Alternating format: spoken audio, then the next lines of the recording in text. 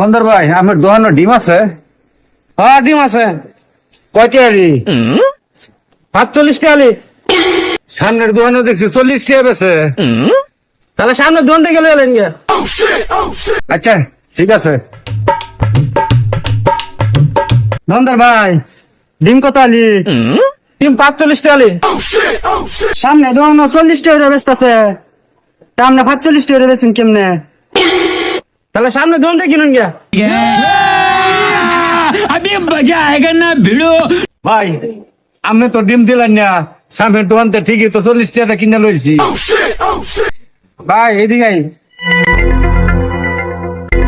আপনি যে দোকান থেকে ডিম কিনছুন সেই দোকানটাও আমারই।